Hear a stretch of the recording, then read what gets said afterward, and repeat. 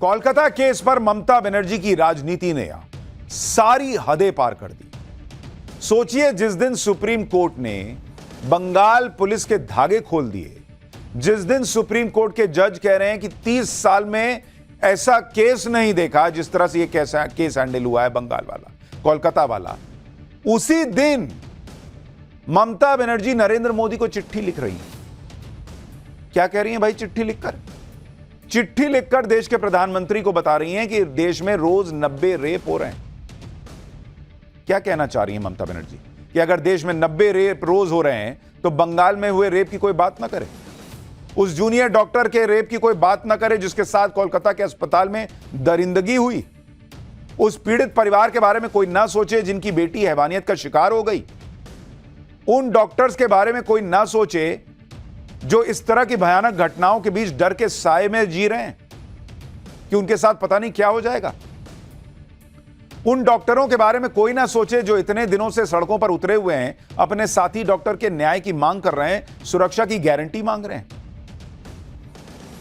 क्यों नहीं ममता बनर्जी के वकीलों की फौज ने आज यही बात सुप्रीम कोर्ट में कह दी कि देश में 90 रेप रोज होते हैं।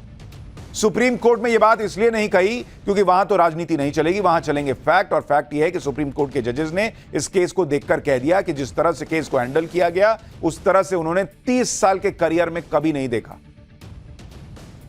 एफआईआर शुरू में लिखी नहीं गई, पोस्टमार्टम हो गया, एफआईआर के पहले ही अंतिम संस्कार कर दिया गया, क्राइम सीन को प्रोटेक्ट नहीं कर पाए। ये सारी बातें आज सुप्रीम कोर्ट में हुई और इतना तक हो गया कि सुप्रीम कोर्ट ने कह दिया कि बुलाओ उस अफसर को जिसने ये सब किया, क्योंकि शुरू में ही ऐसी लापरवाही दिख रही है जो इस तरह के केस में होनी नहीं चाहिए।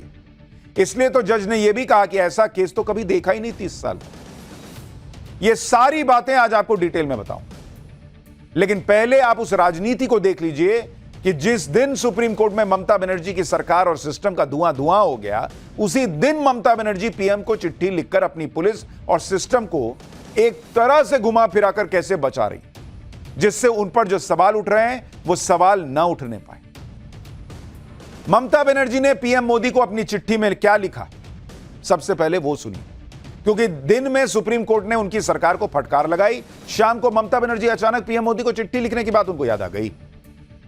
कोलकाता कांड को 14 दिन हो गए, अब तक तो ममता बनर्जी ऐसी कोई चिट्ठी नहीं लिख रही थी। आज अचानक उनको आइडिया आ गया, आज उनको याद आ गया कि इस मामले में पीएम को चिट्ठी लिखते हैं।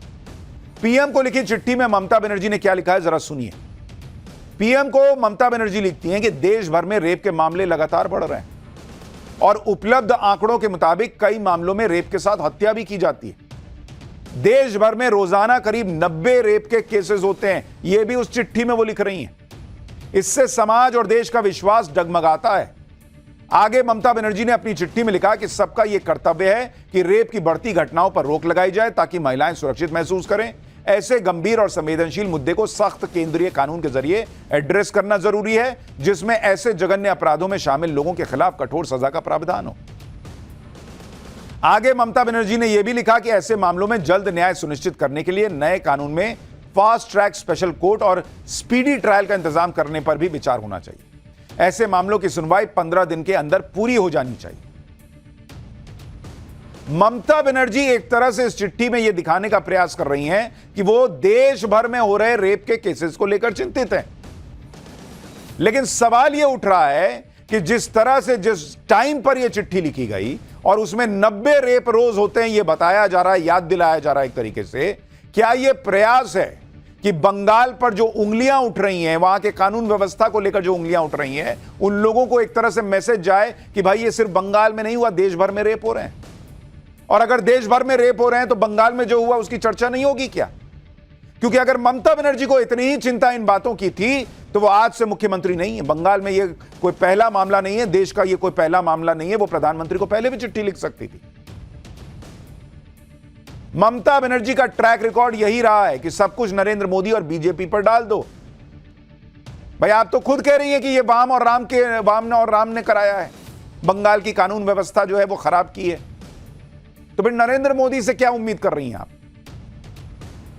जब सवाल ममता बनर्जी से हो रहे हैं, उनकी पुलिस से हो रहे हैं, इतना विरोध हो रहा है, तब उस पर जवाब देने की जगह वो पीएम मोदी को चिट्ठी लिख रही हैं और उनसे कानून बनाने के लिए कह रही हैं। सवाल यह है कि नरेंद्र मोदी कोई भी कानून बना दे, उसका पालन तो ममता बनर्जी की पुलिस ही करेगी ना। और ममता बनर्जी की पुलिस किस तरह से किसी केस को हैंडल करती है, वो तो सुप्रीम कोर्ट में उसकी पोल खुल गई। तो नरेंद्र मोदी कानून बना के भी क्या कर लेंगे, जब आपकी पुलिस का यह हाल है कि सुप्रीम कोर्ट के जजेस को भी कई मामलों में पुलिस ने जो कहा है, क्या हुआ है नहीं हुआ, उसमें सीबीआई को कहना पड़ रहा कि देखिए कहीं बाद में चीजें जुड़ी तो नहीं है। ममता बनर्जी चाहती तो इस केस में मिसाल बना देती, 15 दिन के अंदर फुल प्रूफ जांच करवा लेती, सारे सबूत इकट्ठा करके स्पीडी ट्रायल करवा देती। कौन रोक रहा था उनको? लेकिन ये सब कुछ तो हुआ नहीं। उल्टे उनकी पुलिस तो उस अस्पताल पर गुंडों पर हमला नहीं रोक पाई, गुंडों का, जिस अस्पताल में डॉक्टर का रेप और मर्डर हुआ। आज ममता बनर्जी पीएम को चिट्ठी लिखकर बड़ी बड़ी बातें कर रही, जबकि यहां मामला सख्त कानून से ज्यादा सही जांच का है।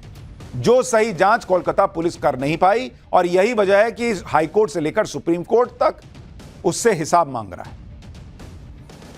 ममता बनर्जी कितने भी लेटर लिख लें, लेकिन आज सुप्रीम कोर्ट में जो हुआ उससे पूरा देश शॉक्ड है कि क्या हालत और कानून व्यवस्था है बंगाल की।